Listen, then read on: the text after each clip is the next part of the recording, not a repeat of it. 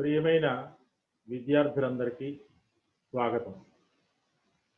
ఈ రోజున మనం మాఘ కవి గురించి చెప్పుకోబోతున్నాం. మాఘుడు అనే ఆయన సంస్కృతంలో చాలా గొప్ప కవిగా పేరు పొందాడు. పంచమహాకావ్యాలు రచించినటువంటి వారిలో ఒకటిగా ఇతను గొప్ప స్థానాన్ని సంపాదించాడు. ఇలాంటి ఈ మాఘ కవి గురించి మనం ఈ రోజున చర్చించుకోబోతున్నాం. మాఘుడు అనే ఆయన ఒకే ఒక్క కావ్యాన్ని ప్రకటించిన అది లోకోత్తరమైనటువంటి ప్రతిభకు నిదర్శనంగా నిలిచినటువంటి ఒక గొప్ప కావ్యము మాఘ అనే పేరుతోటే, కవి పేరుతోటే మాఘం అనే పేరుతోటి వచ్చింది. ఈయన శిశుపాలవధ అనేటువంటి కావ్యం రాశాడు. కానీ ఆ కావ్యానికి కవి పేరుతోటే మాఘము అనే పేరుతోటి గొప్ప కీర్తిని తెచ్చిపెట్టింది. అలాంటి ఆ కావ్యాన్ని గురించి, ఆ కవి గురించి మనం ఈ రోజున తెలుసుకోబోతున్నాం. ఇది మీకు పరీక్షలో 5 మార్కుల ప్రశ్నగా వస్తుంది కాబట్టి దీన్ని మీరు జాగ్రత్తగా వినండి. అలాగే మీకు జనరల్ నాలెడ్జ్లో కవుల గురించి, సంస్కృత కవుల గురించి, సాహిత్యం గురించి కొన్ని ప్రశ్నలు వస్తూ ఉంటాయి కాబట్టి ఇది మీకు స్టాండర్డ్ నాలెడ్జ్ కింద దీన్ని మీ హృదయ పలకాల మీద నిక్షిప్తం చేసుకోవాల్సిన అవసరము ఉంది. అలాంటి ఈ మాఘ కావ్యాన్ని గురించి మనం ఈ రోజున చెప్పుకోబోతున్నాం. మాఘుడు అనే ఆయన క్రీస్తు శకము 7వ శతాబ్దానికి చెందినవాడు. ఈయన తండ్రి దత్తకుడు. ఈయన యొక్క తాతగారు సుప్రభదేవుడు. ఈ సుప్రభదేవుడు అనే ఆయన గుర్జర అనేటువంటి రాజ్యపాలకుడైనటువంటి వరమలాద దేవుని యొక్క అమాత్యుడిగా ఉన్నాడు. అతడు క్రీస్తు శకము 625 సంవత్సరం ప్రాంతంలో వేసినటువంటి కొన్ని శాసనాలు ఆధారంగా చేసుకుని ఈ మాఘుడు క్రీస్తు శకము 7వ శతాబ్దానికి చెందినవాడుగా మనము చెప్తూ ఉన్నాం. ఈయన పితామహుడు దగ్గర నుంచి వచ్చినటువంటి ఈ విషయంలో అనుసూత్ర పదన్యాస సద్వృత్తి సన్నిబంధన శబ్ద విద్యేవ నోభాతి రాజనీతి పరస్తద అనేటువంటి శిశుపాలవధంలో ఉన్నటువంటి ఈ శ్లోకాన్ని ఆధారంగా చేసుకుని ఈయన కాశికావృత్తి న్యాసం అనే గ్రంథంలో విషయాలు తన కావ్యంలో పొందుపరిచాడు. అలాగే వామనుడు, జయాదిత్యుని కాలం క్రీస్తు శకం 650 కాబట్టి మాఘుడు 7వ శతాబ్దానికి చెందినవాడని చెప్పేసి నిర్ణయించవచ్చు అన్నమాట. అంటే ఇక్కడ కాల విషయంలో ఈయన ఎక్కడా కూడా తన కావ్యంలో తన కాలం గురించి చెప్పలేదు కాబట్టి చారిత్రక పరిశోధకులు ఈయన తాతగారు కాలం నుంచి అవంతా కూడా ఒక పరిశోధన చేసుకుంటూ వచ్చి ఈయన 7వ శతాబ్దానికి చెందినవాడుగా నిర్ణయించున్నారు. ఇలాంటి సాహిత్యంలో కవుల గురించి, కావ్యాల గురించి, వారి యొక్క కాలాన్ని గురించి కొంత పరిశోధన ఎలా చేశారు అనేది మీకు మార్గదర్శకంగా ఉంటుంది. మీలో కూడాను ఈ పరిశోధన ఎలా చేయాలి అనేటువంటి అంశాలు తెలుసుకోవడానికి ఈ కావ్యాలు మీకు మార్గదర్శనం చేస్తాయి. కాబట్టి మీరు మీలో ఉన్నటువంటి పరిశోధన అభిలాషను, పరిశోధన నైపుణ్యాలను పెంచుకోవడానికి కూడా ఈ కావ్యాలని మనము చదవడం అనేది అత్యంత ఆవశ్యకమైందనమాట. ఈ మాఘుడు రచించినటువంటి శిశుపాలవధలో పంచమహాకావ్యాలు ఉన్నాయి కాబట్టి, పంచమహాకావ్య లక్షణాలు ఉన్నాయి కాబట్టి దీన్ని గొప్ప కావ్యం కింద మనం చెప్పుకోవచ్చు. అంటే మహాకావ్య లక్షణాలు. భరతుడని ఆయన నాట్యశాస్త్రంలో కొన్ని లక్షణాలు చెప్పారు. అలాగే ఆలంకారికులు కావ్యం అంటే ఏంటి, మహాకావ్యం అంటే ఏంటి, వాటి భేదాలన్నీ కూడా చెప్పారు. ఇప్పటి వరకు వచ్చినటువంటి సంస్కృత కావ్యాలు అన్నింటినీ పరిశీలించి అందులో 5 మహాకావ్యాలుగా నిర్ణయం చేశారు. అందులో రఘువంశం అనేది కాళిదాసు రచించినటువంటి ఒక కావ్యము, కుమార సంభవము అది కూడా కాళిదాసు రచనే, మేఘదూతము అది కూడా కాళిదాసు రచనే. ఈ మేఘదూతం విషయంలో కొంత అభిప్రాయ భేదాలు ఉన్నాయి. కొంతమంది శ్రీహర్షుడు రచించినటువంటి నైషధీయ చరితాన్ని చెప్తూ ఉంటారు పంచమహాకావ్యాలు ఒకటిగా. తర్వాత 4వది భారవి అనే కవి రచించినటువంటి కిరాతార్జునీయం.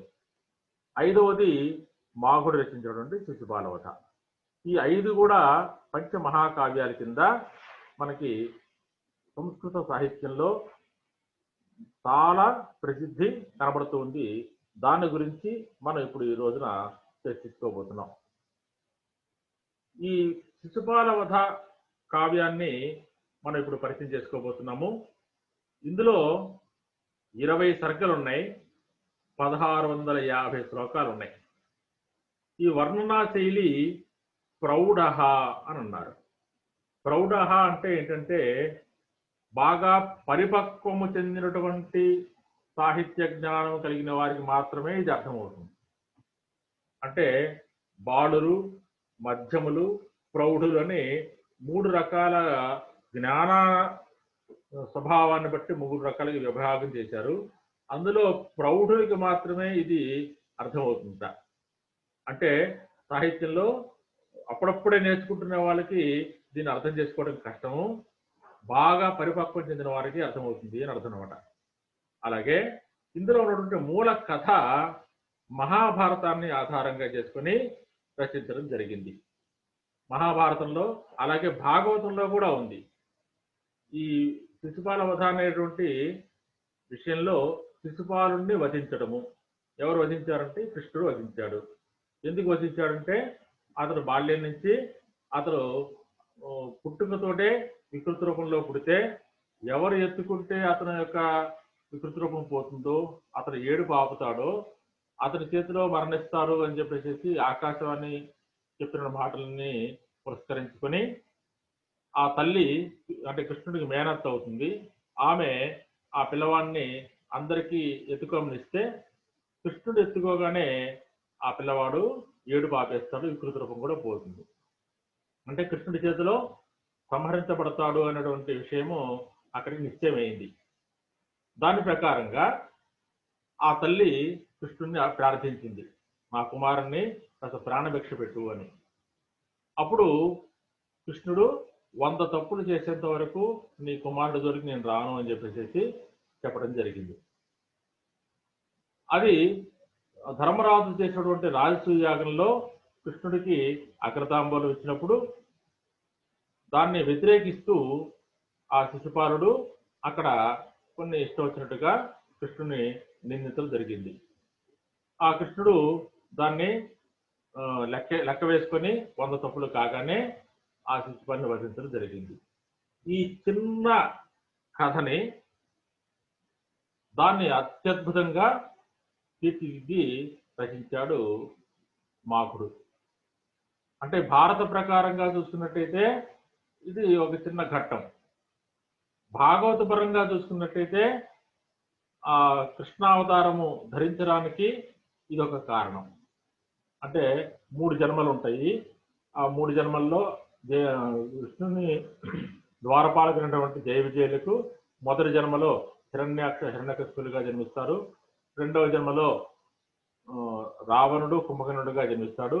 3వ జన్మలో శిశుపాలుడు దంతవక్తుడిగా జన్మిస్తే ఈ 3వ జన్మలో కృష్ణుడు అవతారం ధరించి అతను సంహరించడం జరిగింది.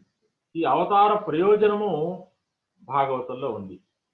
ఇప్పుడు మాఘుడు ఏం చేశాడంటే ఆ భారతంలో ఉన్న కథని భాగవతంలో ఉన్న కథని రెండింటినీ మేళవించి ఆయన ఒక అద్భుతమైనటువంటి కావ్యం కింద దీన్ని రచించడం జరిగింది. ఇది శ్రీకృష్ణుని, దీనికి ఇంకొక పేరు ఏంటంటే శ్రీకృష్ణేన శిశుపాలస్య వధ అనేటువంటి ప్రధానమైన కథతోటి దీన్ని రచించడం జరిగింది.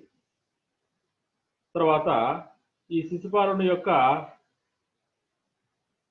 చరిత్ర కాకుండా ఈ కావ్యంలో మనకి ఏం జరుగుతుంది అంటే, ఈ శిశుపాలుడు మాఘుడు భారవి కవితో పోటీపడి కవిత్వం రచించడం జరుగుతుంటుంది.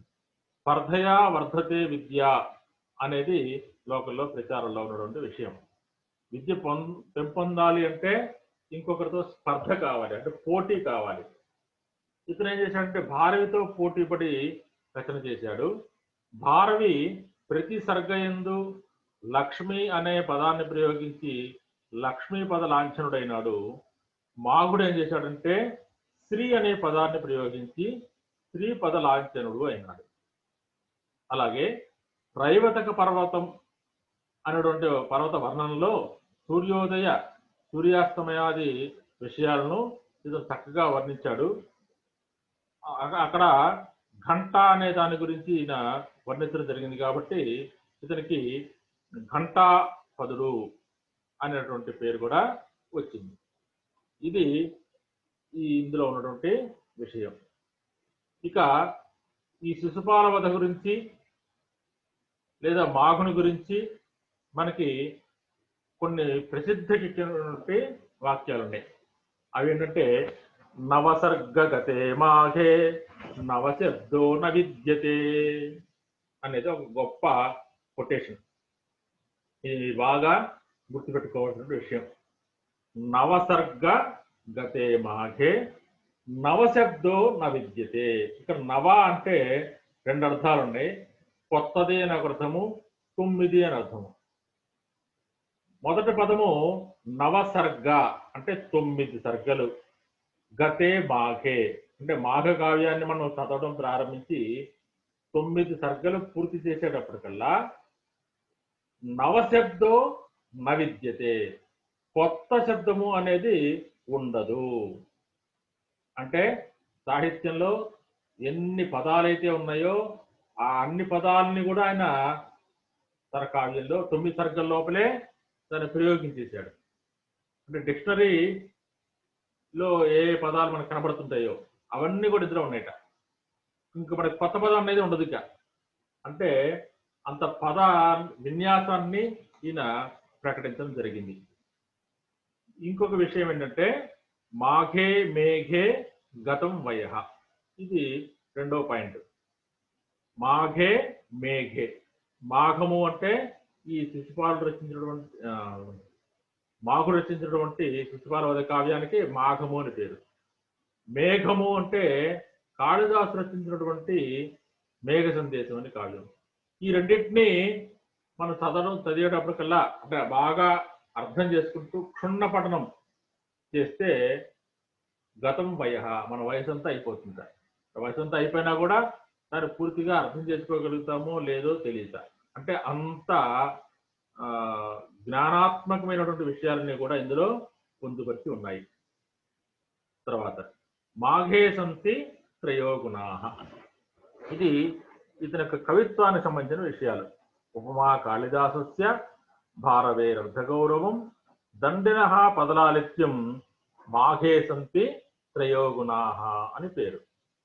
అంటే ఏంటంటే కాళిదాసు ఉపమాలంకారం రచించడంలో కాళిదాసు చాలా గొప్పవాడు. భారవేహే అర్ధగౌరవం, తక్కువ పదాలతో ఎక్కువ అర్థం వచ్చేటట్టుగా ఆ అర్థాన్ని సమున్నతంగా తీర్చిదిద్దినటువంటి వ్యక్తి భారవి.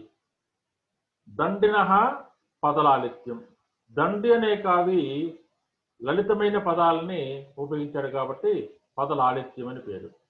మాఘే సంతి త్రయోగుణాః, కానీ ఈ మాఘుడికి ఈ ముగ్గురు యొక్క లక్షణాలు తనలో నిక్షిప్తం చేసుకుని, అంటే కాళిదాసు యొక్క ఉపమాలంకారము, భారవి యొక్క అర్ధగౌరవము, దండు యొక్క పదలాలిత్యం, ఈ మూడు కూడా దీని కావ్యంలో ఉన్నాయట.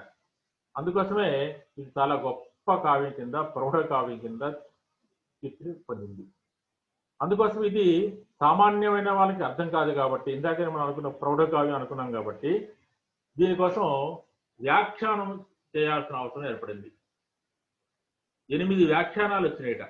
అంటే దాంట్లో ఉన్న అర్థ తాత్పర్యాలను వివరిస్తున్నటువంటి గ్రంథాలు 8 వచ్చినాయి. అంటే 8 మంది పండితులు దీన్ని వివిధ కోణాల్లో దీన్ని అధ్యయనం చేసి మనకి తేట భాషలో, అర్థమయ్యే భాషలో దాన్ని వ్యాఖ్యానం చేయడం జరిగింది. ఈ వ్యాఖ్యానాలు రావటాన్ని బట్టే ఈ కావ్యం యొక్క గొప్పతనం మనకి తెలుస్తూ ఉంది. ముఖ్యంగా 2 విషయాలు మనం ఇక్కడ పరిశీలిద్దాము. కాళిదాసు, భారవులు ప్రసిద్ధార్థంలో వాడినటువంటి పదాలని మాఘుడు గౌణార్థంలో ప్రయోగించాట. ఉదాహరణకి భూరుహం అనేటువంటి పదం ఉందనుకోండి. భూరుహం అంటే చెట్టు అని మామూలుగా ప్రసిద్ధికి ఎక్కిన అర్థం. ఈయన ప్రాణులు అనేటువంటి గౌణార్థంలో ప్రయోగించాడు. అంటే వేరే అర్థం అనమాట అది. అంటే అంత ప్రసిద్ధికి ఎక్కినటువంటి అర్థం. అట్లాగే నరేంద్ర అనగానే రాజు అని మనకి బాగా ప్రసిద్ధికి ఎక్కిన అర్థము. ఈయన విషవైద్యుడు అనేటువంటి అర్థంలో ప్రయోగించాడు. అంటే మీకు ఉదాహరణగా 2 పదాలు చెబుతున్నాం. దీన్ని బట్టి ఏం తెలుస్తుంది అంటే ఆ వ్యాఖ్యానాలు ఎందుకు వచ్చినాయో మీకు ఇప్పుడు అర్థమవుతుంది. ఇలా ప్రసిద్ధికి ఎక్కిన అర్థం కాకుండా వేరే వేరే అర్థాల్లో కూడా ఆయన ప్రయోగించాడు కాబట్టి దాన్ని అర్థం చేసుకోవడానికి మనకి వ్యాఖ్యానముల యొక్క ఆవశ్యకత ఉన్నది. అంతేకాకుండా దీని మీద మనం క్షుణ్ణ పఠనం కనుక చేసినట్టయితే సంస్కృతం మీద మనకి పట్టు సాధించవచ్చు. పూర్వకాలం నుంచి మనకి వస్తున్న ఆచారం ఏంటంటే సంస్కృత భాషలో ఎవరైతే పట్టు సాధించాలనుకున్నారో వారు ఈ పంచమహాకావ్యాలని కనుక అధ్యయనం చేసినట్టయితే వారికి సంస్కృత భాష మీద పట్టు వస్తుంది. అంటే సాహిత్య జ్ఞానము వస్తుంది. ఇది బాగా చదువుకున్న వాళ్ళకి ఆ తర్వాత పురాణాలు, వేదాలు, ఉపనిషత్తులు ఇలాంటివన్నీ చదువుకునేటువంటి జ్ఞానం కలుగుతుంది. అంటే ఆ పెద్దదానికి వెళ్ళటానికి ఇది ఒక సోపానాలు లాంటిది అనమాట. ఆ సోపాన క్రమంలో ఈ పంచమహాకావ్యాలు మనకి ఉపయోగపడతాయి. మీరు ఈ పంచమహాకావ్యాలని కొన్నైనా సరే చదువుకోవడానికి ప్రయత్నం చేసి మీరు జీవితంలో సంస్కృతం అంటే ఏంటి, ఎంత లోతైనది అనేది అధ్యయనం చేయడానికి ఇది మీకు బాగా ఉపయోగపడుతుంది. అలాగే భారవి కవికిను ఈ మాఘ కవికి ఉన్నటువంటి వ్యత్యాసాలని కూడా మీరు బాగా గమనించినట్టయితే చాలా చాలా విషయాలు మీకు అర్థమవుతాయి. దాన్ని మీరు ఒక చిన్న మైనర్ రీసెర్చ్ ప్రాజెక్ట్ కింద చేపట్టి ఎవరైనా సరే దీని మీద అభిలాష గల వాళ్ళు దీని మీద మీరు పరిశోధన కూడా చేయవచ్చు. అలా పరిశోధనాత్మకంగా ఉపయోగపడే అంశం ఉంది, జ్ఞానాత్మకంగా ఉపయోగపడే అవసరం ఉంది, తర్వాత మంచి సాహిత్యం ఉంది. కాబట్టి మీకు చాలా చాలా ఇంకా ఈ విషయంలో ఉపయోగపడుతుంది, ఈ విషయంలో ఉపయోగం లేదు అని భేదం లేదు. ఎన్ని విషయాలుగా ఉంటే అన్ని విషయాలు స్టడీ చేయడానికి ఇది చాలా ఉపయోగపడే గొప్ప విషయము. దీన్ని మీరు బాగా సాధన చేసి సంస్కృతంలో మంచి పట్టు సాధిస్తారని ఆశిస్తూ ఇంతటితోటి ఈ పాఠాన్ని ముగిస్తున్నాను.